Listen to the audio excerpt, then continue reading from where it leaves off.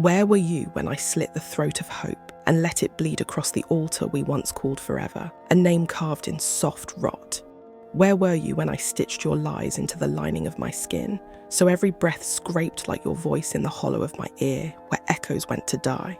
Where were you when I drowned in the black milk of memory, each sip curdled with your absence, each gasp a hymn to something already rotting beneath my tongue? Where were you when I became the mausoleum for every promise you whispered, each one buried still warm, still trembling? Where were you when I sank into the marrow of my own madness, feeding the maggots of what-ifs with the flesh of my peace as though pain were a prayer? Where were you when the moon turned its back, ashamed to watch what love had made of me, a thing clawing at the ruins of its name? Where were you when I clawed my way through the ribcage of our past, only to find a heart still twitching like it refused to die without dragging me with it? Where were you when I lay beneath the soil of everything we grew, waiting for roots that never reached me, only worms with no songs for the dead?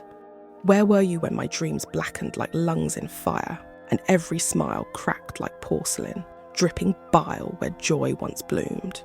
Where were you when I bled ink onto walls that no longer held us, trying to spell your name in a language I never learned, the dialect of abandonment? Where was I when you left? I was dragging my soul through the teeth of the night, feeding myself to the dark peace by sacred peace, ritual by ruin. I was the rot beneath the bloom, the scream behind the song, the child of ash and fury, sworn not to silence but to survival. I rose not from light but from plague, not whole but hungry, a hunger that learned to wear skin.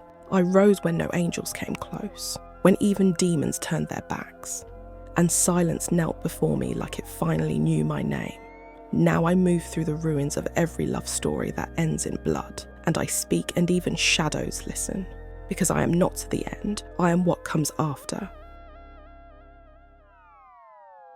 Behind the lines. This poem is a descent into the wreckage left in the wake of love's collapse. Not a gentle grieving, but the kind that rips you open, leaves you crawling through the debris of what was, with nothing but your own bloodied hands.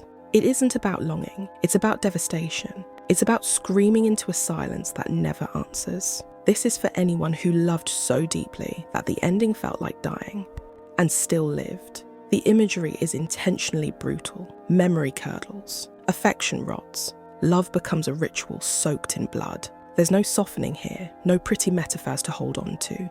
Only the truth of what abandonment really does. Grief here isn't passive. It tears through the chest like claws. The speaker doesn't mourn politely. They strip the past down to bone, carving out what can't be stolen or forgotten. And yet, beneath it all, there is something pulsing, a heartbeat, not hope, something older, something wilder. This isn't a story of healing, it's about survival. It's about becoming the thing no one could rescue you from. The speaker doesn't rise cleansed, they rise scorched and furious, shaped by what they endured. This isn't a poem of comfort. It's a haunting, a reckoning, a reminder that even in your wreckage, you hold power, that what remains after the fire is not weakness, but something unkillable. This is not closure. It's the voice that comes after silence, the shape you become when everything else is gone. I wrote this for those left with nothing but the screaming inside them and built themselves from it. You are not the ending. You are what comes after.